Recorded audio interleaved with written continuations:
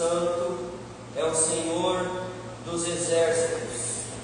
Toda a terra está cheia da sua glória. Este hino, esse louvor cantado pelos querubins, pelos serafins, pelos anjos, pelos arcanjos, pela igreja, pelos cristãos, pelos crentes, pelos muçulmanos, por todos aqueles que têm noção de que há um único Deus que rege, governa, ordena o universo, a existência, a criação, o cosmos, tudo que há, tudo que não conhecemos, tudo que não pensamos. Esse Deus Santo, Santo, Santo é o Senhor dos exércitos. Toda a terra está cheia da sua glória. Bom dia, meus irmãos. Bom dia.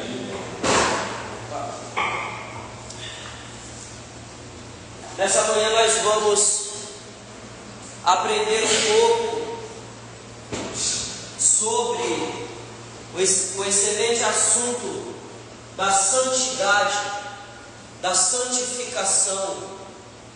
Para que nós possamos entender sobre esse assunto, para que nós possamos compreender, precisamos entender que a salvação é Deus nos tirando do mundo, e a santificação é Deus tirando o mundo de nós. Compreende? A salvação, ela é completa e ao mesmo tempo ela está incompleta em nossa vida. Ela é completa porque Jesus Cristo conquistou ela para os seus eleitos na cruz e na ressurreição.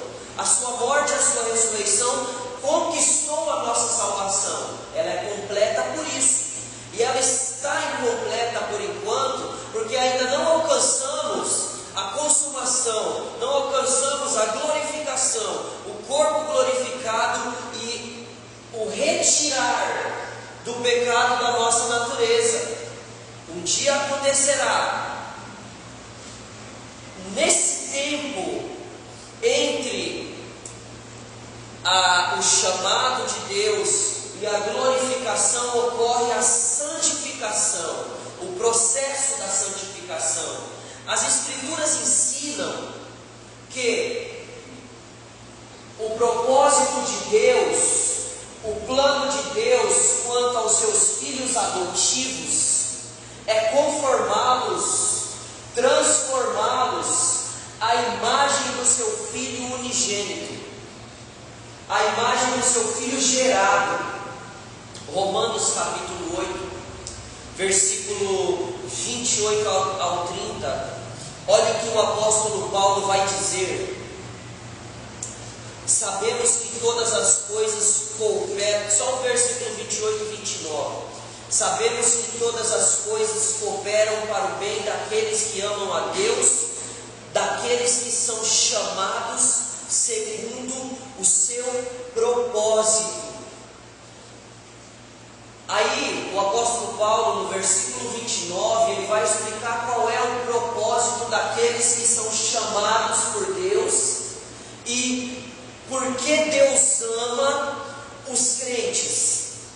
Olha só: porquanto aos que de antemão conheceu, que eu já expliquei que esse conheceu é o relacionar-se intimamente com Deus, escolheu, pode ser traduzido por relacionamento íntimo ou escolhi. Conheci é escolhi. Então, portanto, aos que Deus escolheu se relacionar intimamente, esses que Deus escolheu, olha que interessante, porquanto aos que Deus de antemão escolheu para se relacionar relacionar intimamente, também os predestinou, também definiu o destino deles, para que eles fossem conformes à imagem de seu Filho, a fim de que ele seja um primogênito entre muitos irmãos.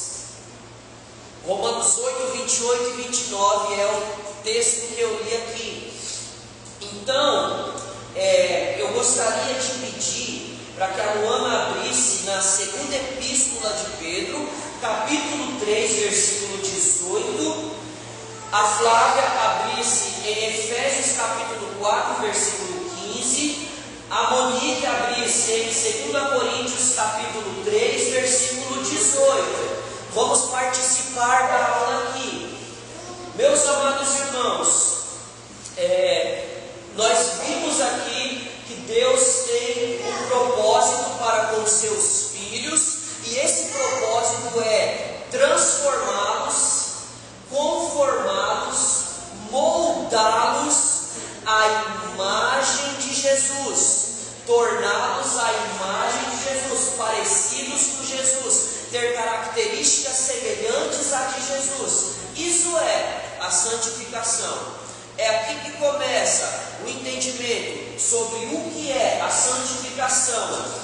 Esse processo de transformação, algumas vezes é designado na Bíblia como o crescimento na graça, igual o texto que a Luana vai ler de 2 Pedro 3,18. Antes crescei na graça e no conhecimento do nosso Senhor e Salvador Jesus Cristo. Esse processo de transformação é chamado de um crescimento na graça e de um crescimento pleno em Cristo. Efésios 4, 15. Olha o que diz a palavra. Mas, seguindo a verdade em amor, crescemos em tudo naquele que é a cabeça, Cristo. Olha que interessante, crescimento na graça, crescimento em Cristo, naquele que é a cabeça.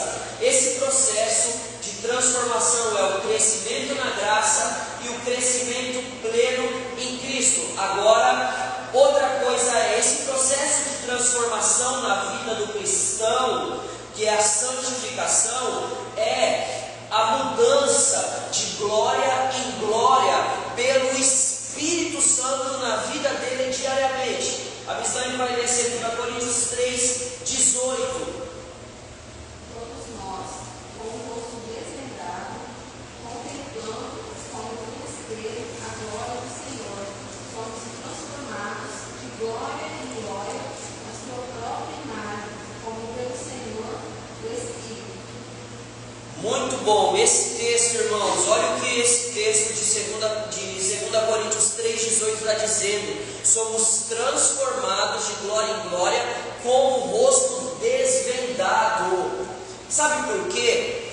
Moisés, quando passou os 40 dias no topo do monte Sinai, na presença de Deus, recebendo a luz de Deus em sua face, quando ele desceu da montanha, o rosto dele brilhava, resplandecia, e as pessoas colocavam um véu, uma venda no seu rosto, para que essa glória que brilhava em seu rosto, as pessoas não percebessem que ela ia se diminuindo, ela ia se apagando, essa luz da glória de Deus no rosto dele. Só que o apóstolo Paulo vai dizer aqui o seguinte: nós, na nova aliança, com o rosto desvendado, contemplando como espelho a glória do Senhor, a glória dele refletindo sobre nós, somos transformados de glória em glória.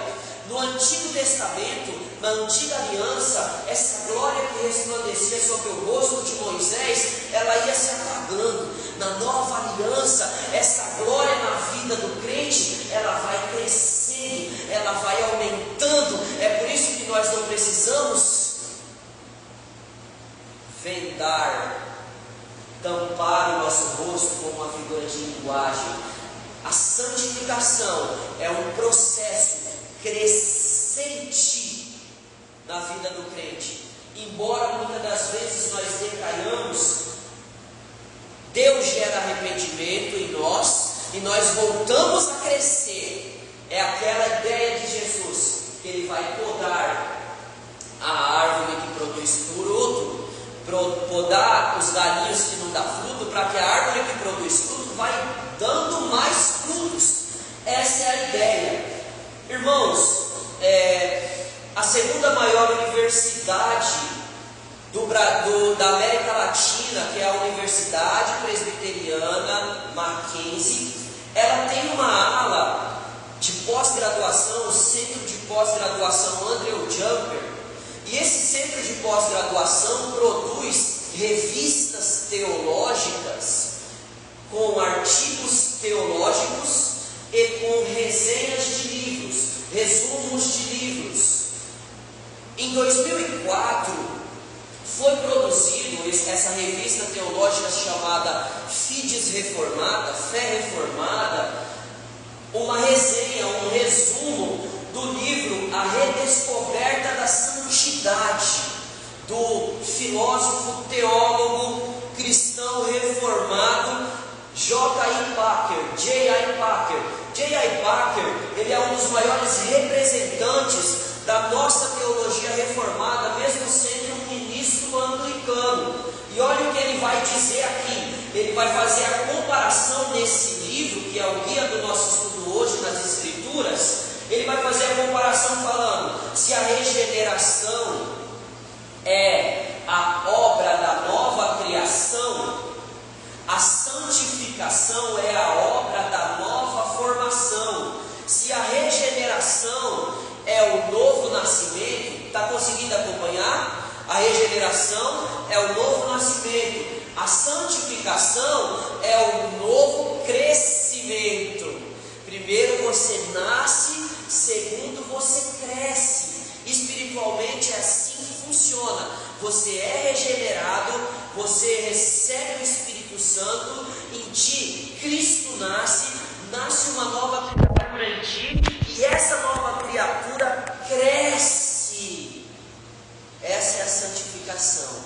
Regeneração, santificação, nova criação, nova formação, novo nascimento, novo crescimento. Compreendeu?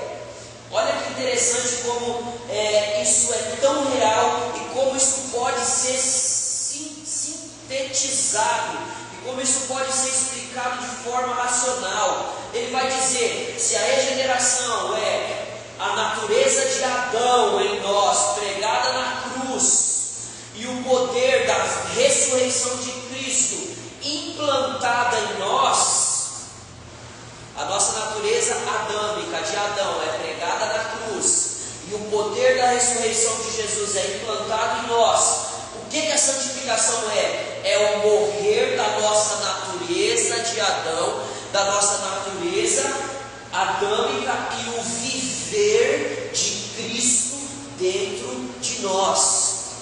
Compreende aqui que nós estamos falando o quê?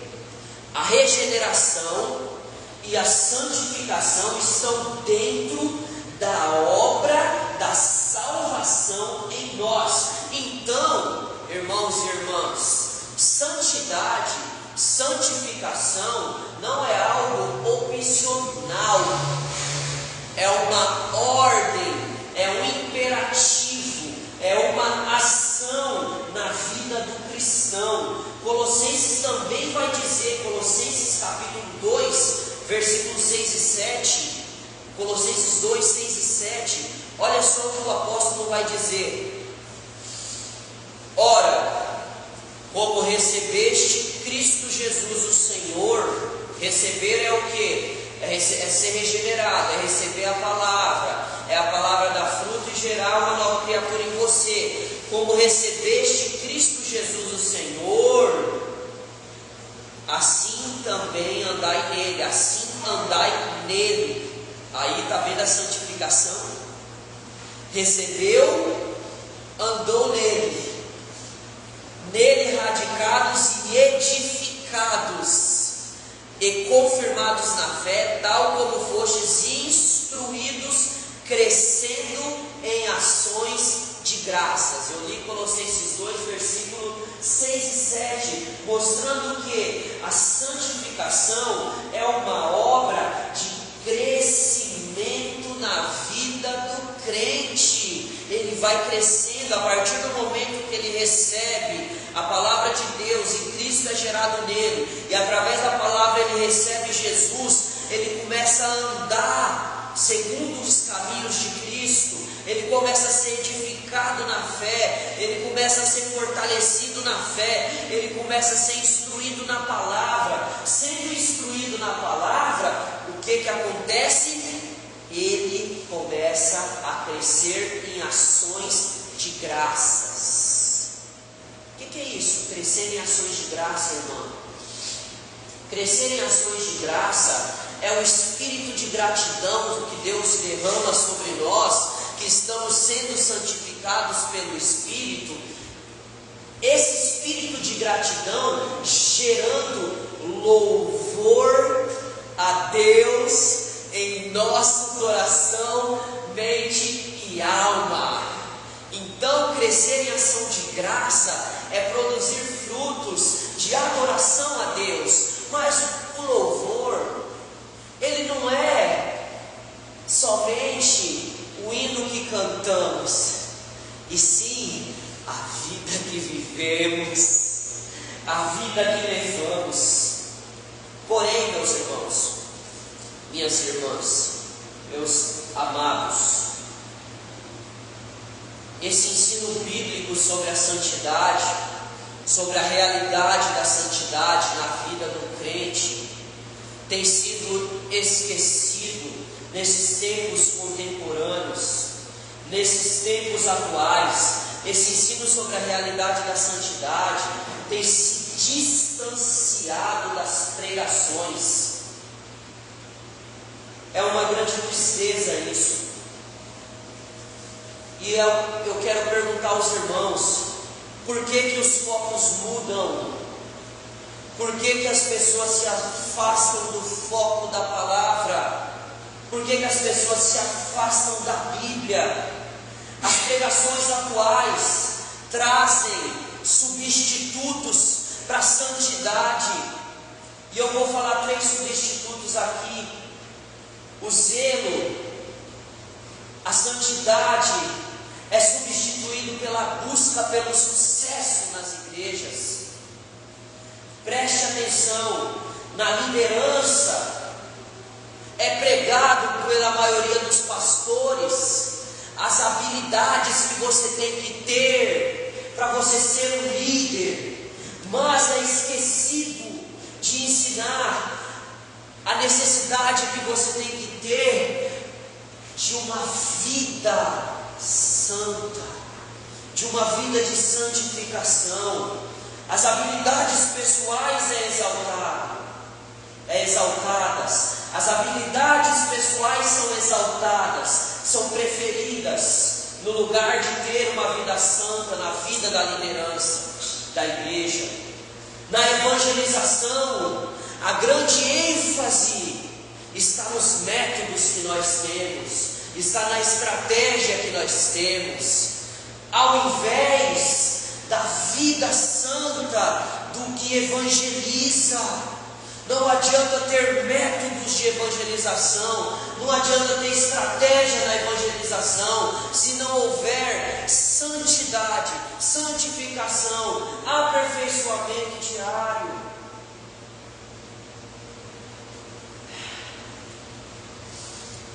A necessidade da consagração pessoal, meus irmãos, é aqui que está.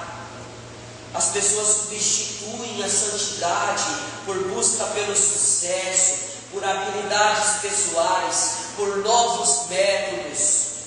Como podemos contextualizar a mensagem do dia de hoje? Vou dar um exemplo prático. Igual os irmãos sabem, toda manhã nós lemos a Bíblia lá na Câmara. E está tendo construção lá. Então está tendo obreiros, operários, pedreiros. Eu sugeri aos nossos fizemos lá fora a reunião de leitura bíblica matinal. E aí eu chamei esses pedreiros e eles vieram. Mas eles vieram quando eu disse assim: senhores, vamos ler a Bíblia aqui? Venha cá, vamos ler as Escrituras. Venham, pecadores indignos, assim como indigno eu sou. E aí eles deixaram as enxadas, tiraram os bonés, colocaram na enxada e vieram.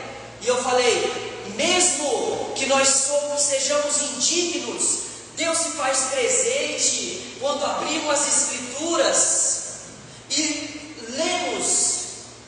Venham indignos. Então, irmãos, isto é um método bíblico antigo que chamou pessoas, prático. Não precisamos de novos métodos de evangelização. Precisamos voltar aos fundamentos da palavra de Deus. Isso não significa que não precisamos de didática no ensino, não precisamos de figuras e etc. Mas a essência precisa ser a vida de santificação, de consagração pessoal. Compreende, irmã?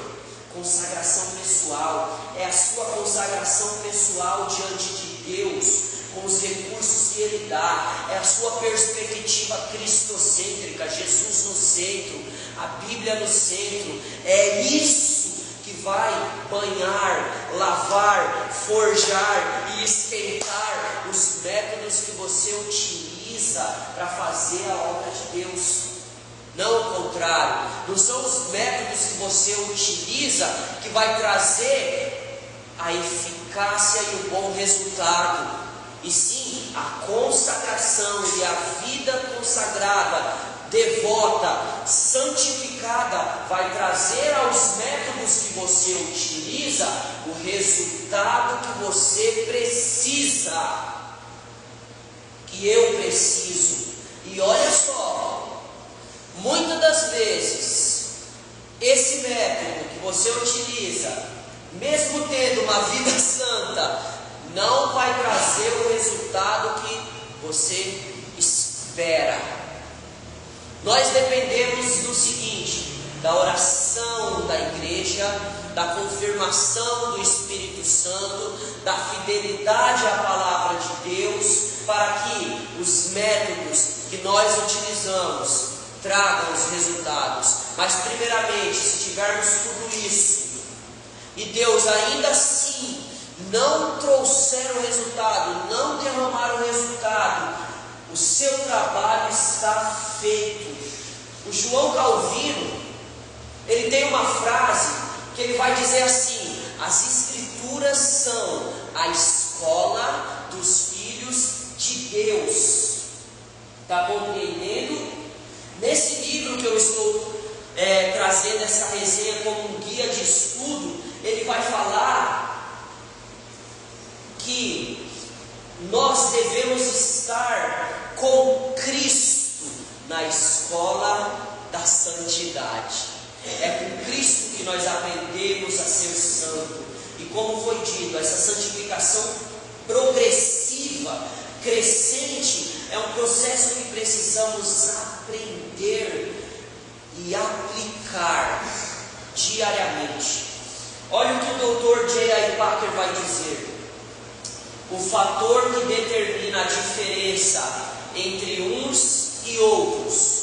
Olha isso.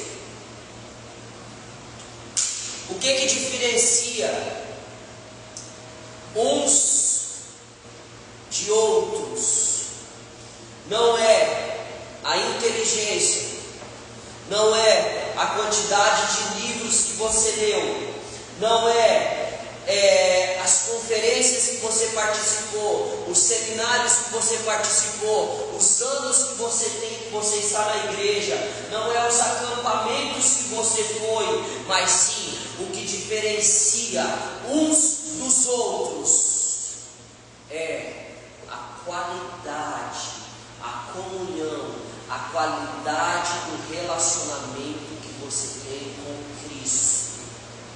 a qualidade do relacionamento que você tem com Deus em meio aos problemas da vida. Então, a santidade, esse processo de dedicação a Deus, inclui duas coisas necessárias, essenciais. Uma delas é a devoção pessoal. O que é isso? É a entrega que nós podemos ter ao serviço de Deus.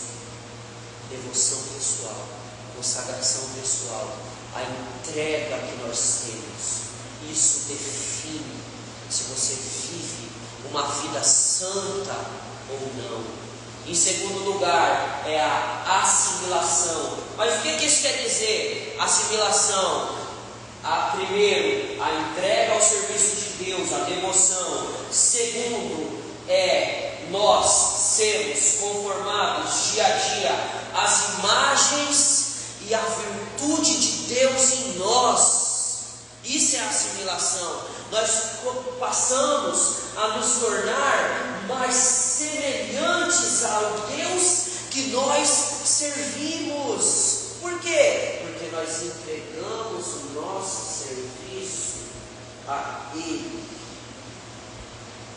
Quando eu estava me preparando nesta leitura, eu chorei muito, porque existe mesmo essa necessidade de devoção, de entrega ao serviço, e existe muito mais essa necessidade de sermos moldados à aparência e à semelhança de Jesus.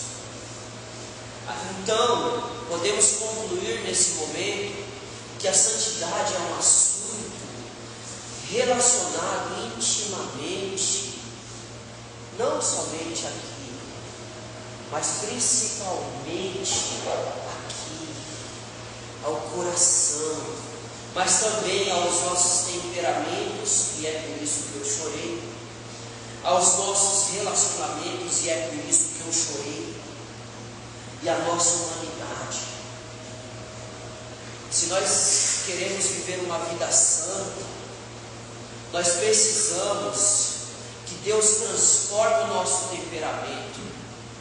Nós precisamos que Deus transforme os nossos relacionamentos e nos torne mais humanos.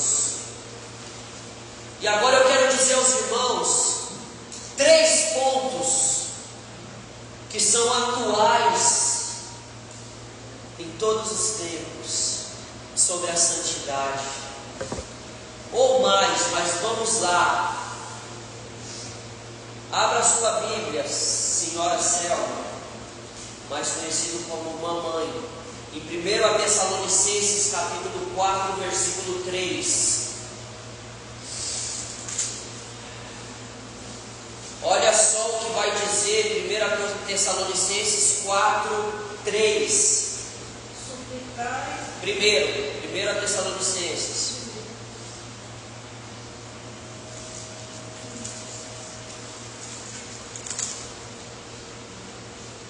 Primeira Tessalonicenses é antes de 2 Tessalonicenses.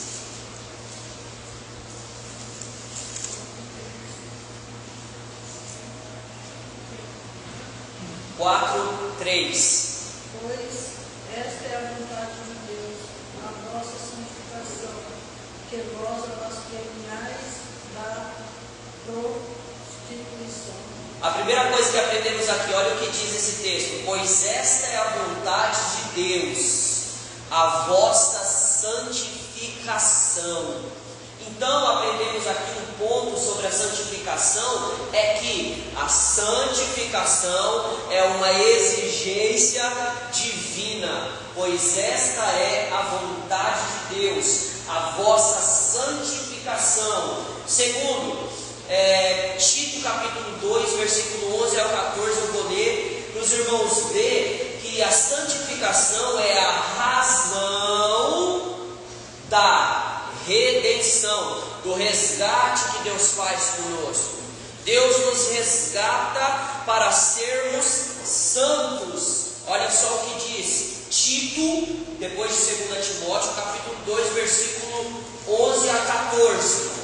Porquanto a graça de Deus se manifestou salvadora a todos os homens, educando-nos para que, renegadas a impiedade, olha isso, e as paixões mundanas, vivamos no presente século sensata, justa e piedosamente, aguardando a bendita esperança e a manifestação da glória do nosso Deus e Salvador de Cristo Jesus. Aqui a redenção, a manifestação de nosso Deus e Salvador Cristo Jesus. Jesus é Deus e Ele vai se manifestar.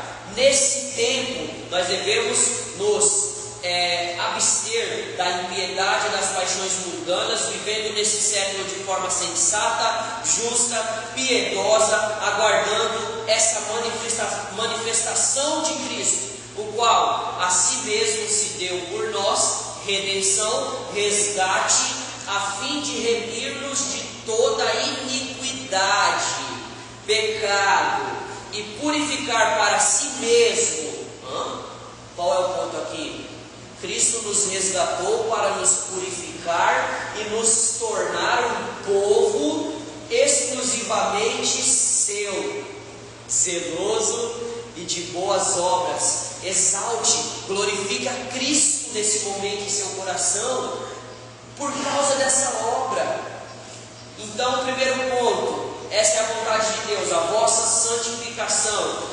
Aprendemos que a santificação é uma exigência divina. O segundo ponto, a santificação, a santidade, é a razão de Cristo nos resgatar e nos purificar e nos remir e nos transformar em um povo exclusivamente dele, zeloso, que tem zelo pela glória de Deus e de boas obras.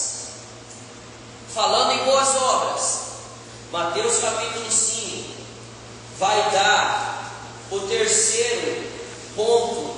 Mateus 5, 14 a 16, palavras de Jesus, vai dar o terceiro ponto. O primeiro é a exigência divina, a santificação é uma exigência divina. O segundo, a santificação é a razão da nossa redenção, do nosso resgate. E o terceiro, a santificação expressa o nosso testemunho. A santificação traz glória a Deus. Olha só, Mateus capítulo 5, versículo 14 a 16. Quem quiser pode ler para nós. Irmã Maria, você quer, né? Mateus 5, 14 a 16. Isso, 14 a 16. Porque se perdoar aos homens as 5. suas ofensas, Irmã, 5.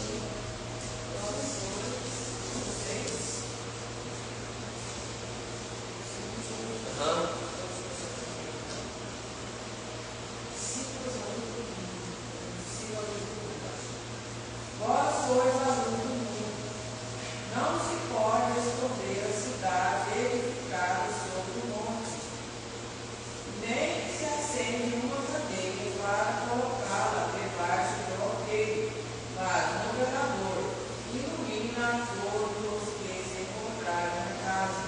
Assim brilhe também a vossa luz diante dos homens, para que vejam as suas boas obras, as vossas boas obras, e glorifiquem a vosso Pai que está nos céus. Entendeu? A santificação gerada em nós traz testemunho e glória a Deus. Aí, olha que interessante, existe um erro de interpretação em uma das palavras de Jesus, no qual ele diz assim: o que você fizer com a sua mão direita, que a sua mão esquerda não saiba. Então, não faça obras públicas. Existe essa ideia. Não faça obras públicas. Não faça obra no qual as pessoas vão ver que você está fazendo. Faça escondido as boas obras. Não é esse o ponto. Quando Jesus fala da mão esquerda para a mão direita, esconder da mão direita, que a mão direita esconda o que a mão esquerda não saiba, Jesus está falando daquela ideia do fariseu, que quando ele vinha, ele dava uma esmolinha, jogava no gasofilácio, ele fazia assim, ó, tutu. Eles andavam com a trombetinha, e eles tocavam a trombetinha quando eles davam uma esmola, para aparecer. Aí Jesus vai falar, olha, não adianta nada você purificar, você lavar o lado de fora do copo, e não lavar o lado de dentro. Você parece uma sepultura, podre por dentro e bonita por fora. É isso que Jesus está reprovando quando ele diz: o que a sua mão direita fizer, a esquerda não saiba. Mas aqui o próprio Jesus está dizendo: brilhe, brilhe a luz, a minha luz, seja a luz no lugar, ilumine, brilhe a vossa luz diante dos homens. Por que, Jesus? Para que as pessoas vendo a minha luz brilhando em ti, glorifiquem o vosso Pai. Entendeu? Então, o terceiro ponto é viver uma vida de santificação, viver uma vida no qual nós glorificamos a Deus, traz credibilidade para o nosso testemunho. Quando Deus nos transforma, a sociedade percebe, os colegas de trabalho percebem, os amigos e a família percebem, entende. E quem é glorificado com isso? O transformado? Aquele que transformou. Realmente, Deus é poderoso. Olha o que Ele fez com fulano. Nunca imaginava que aquela pessoa ia ficar dessa maneira. Uau, realmente. Sabe o que acontece? Esperanças são geradas. Pessoas falam: nossa, se ele foi mudado, se ele foi transformado, eu também posso ser. Eu tenho assistido esse tipo de coisa. Mas deixa o transformado escorregar, deixa o transformado rodopiar, resvalar o pé. Mau testemunho. E é por isso que eu chorei quando estava preparando esse estudo. Muitas das vezes nós damos mau testemunhos. Então que Deus venha nos conduzir. Se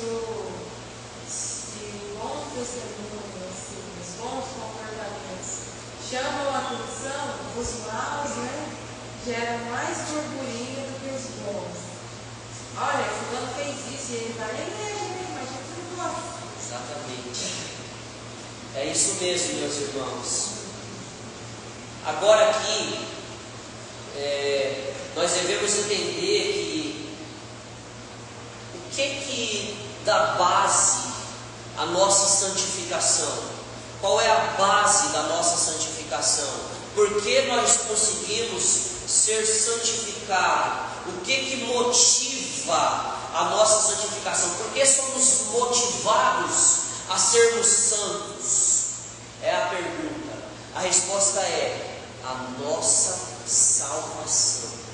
Nós fomos salvos, portanto, sejamos santos. É nisso que a nossa salvação se manifesta. A nossa santidade pessoal é por causa que fomos salvos. Entendeu? Então é impossível que alguém que não foi salvo consiga a capacidade de se santificar. Então, se você vê dificuldades extrema de fazer as coisas corretas. Das duas, uma. Ou você é um bebê recém-nascido na fé e está aprendendo a andar, ou você ainda não foi salvo. Então busque em oração a Deus: Jesus, filho de Davi, tem misericórdia de mim, para que assim, através dessa oração que Deus decretou que você orasse, você seja salvo. É dele, para ele, por causa dele, a salvação vem. Bendito aquele que vem em nome do Senhor. Israel, eu só vou estar com vocês de novo, Jesus falou, quando o lábio de vocês estiverem dizendo: Hosana, bendito aquele que vem em nome do Senhor. Isso serve para mim e para você. Clame: Jesus, filho de Davi, tem misericórdia de mim. Sabe por quê? Estamos falando de santidade, e a salvação ela inclui três coisas: o livramento da pena do pecado, da condenação do pecado, do poder do pecado em nossas vidas, e no final da presença do pecado em nossas vidas, que foi o que eu disse no começo. A salvação é Deus nos tirando do mundo, a santificação é Deus tirando o mundo de nós. Então Ele tira o pecado da nossa vida no último dia, quando formos glorificados. Até chegar lá, Deus vai tirando o poder e a influência do pecado de nós. E no passado, na cruz, Deus tirou a condenação do pecado de nós, passado, presente e futuro. Tirou a condenação do pecado na cruz, está tirando o poder do pecado agora, aos poucos, e tirará o pecado da nossa natureza na consumação, na glorificação, no último dia, quando essa natureza for restaurada e a santidade for plena. É por isso que nós devemos ter na santidade essa valorização da salvação, da forma que eu disse, através do louvor. Não existe santidade sem um coração centrado em Cristo. Não existe santidade sem um coração que busca, que serve e que adora a Deus. Não existe. O plano de salvação exige que nós coloquemos o coração nessa moldura. Fomos salvos, vamos nos santificar, e que o nosso coração se mantenha ali. A santidade está vinculada à doutrina da salvação. A salvação é chamada, a doutrina da salvação é chamada na teologia de soteriologia, que é soter, significa aquele que livra, preserva do perigo e preserva da morte. É Jesus que nos livra, nos preserva, nos livra da morte eterna, nos livra da desgraça que é viver no inferno, que é viver nas trevas. Corra ao Salvador. Que oração. Irmão, eu disse que a salvação ela é um processo de crescimento. Eu disse ou não disse? A salvação é um processo de crescimento, mas existem duas formas de crescimento que nós precisamos entender. A primeira forma, olha o que eu vou falar. O crescimento que nós precisamos ter na salvação e na santificação é um crescimento para baixo.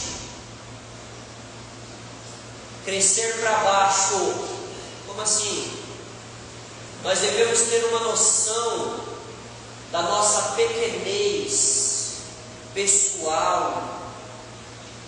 João Batista, seus discípulos estão começando a seguir Jesus, querendo causar conflito, ciúme, intriga entre João e Jesus.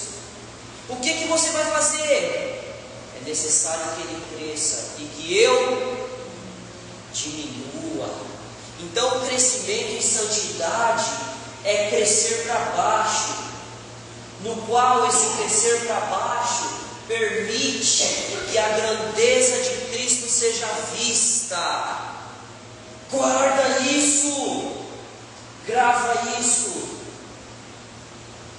E agora outro crescimento é o crescimento que vai mostrar a nossa dependência diária como cristão, a nossa atitude contínua de arrependimento, a nossa atitude de convicção de pecado. Esse é o segundo crescimento. É o crescimento que nos leva à semelhança de Cristo.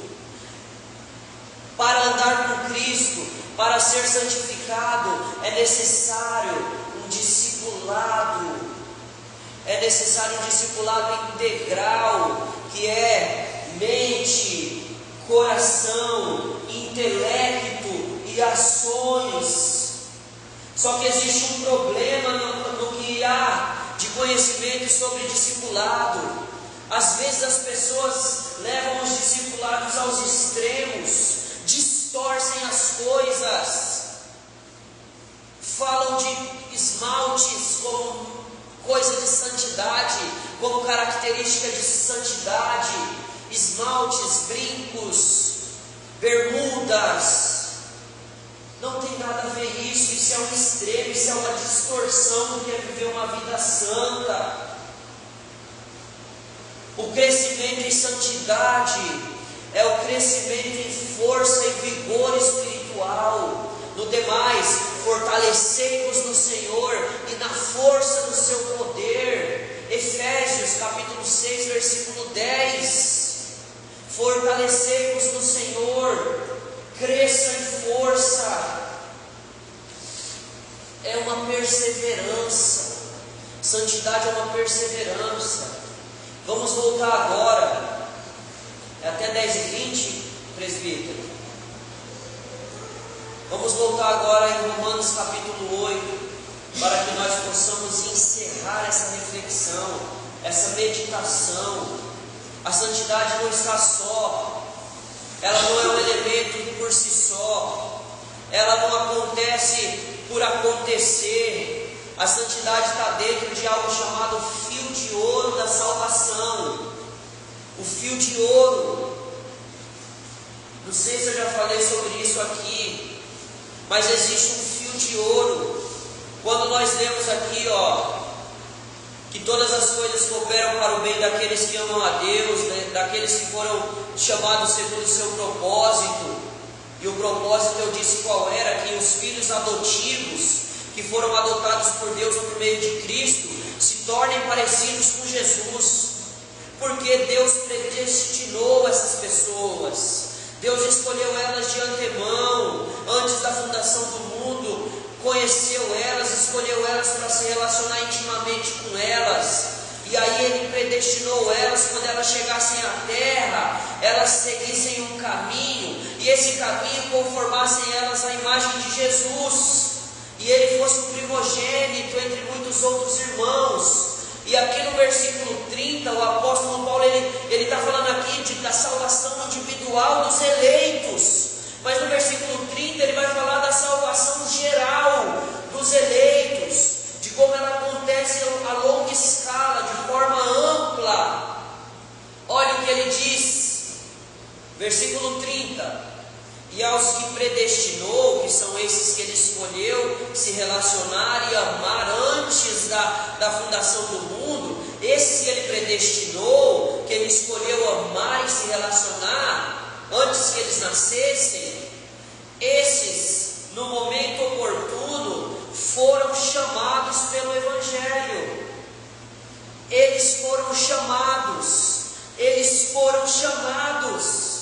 Você foi chamado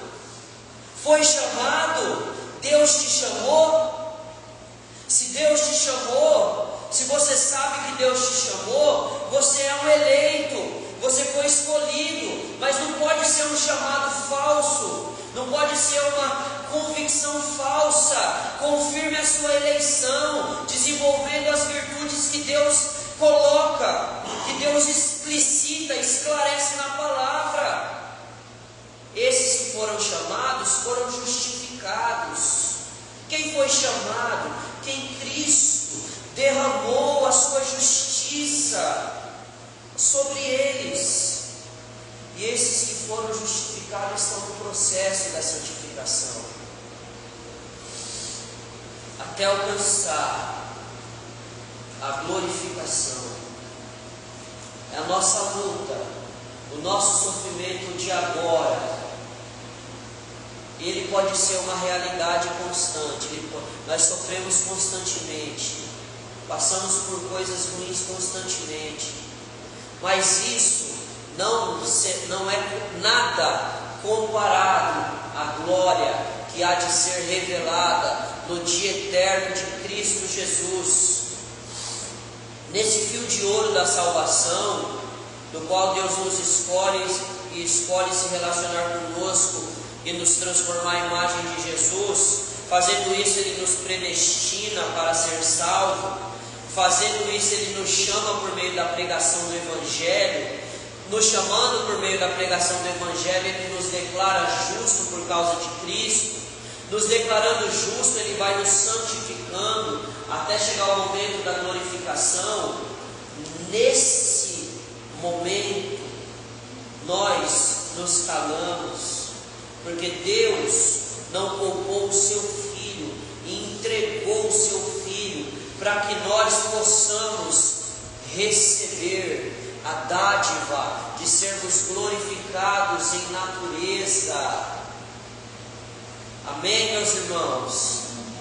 Ficou clara a importância de viver uma vida santa, de viver em santidade, de que nossos relacionamentos, nossos temperamentos sejam transformados para a glória de Deus. Ficou claro? Se algo não ficou claro, Deus esclarecerá no passar dos dias. Alguém tem alguma pergunta?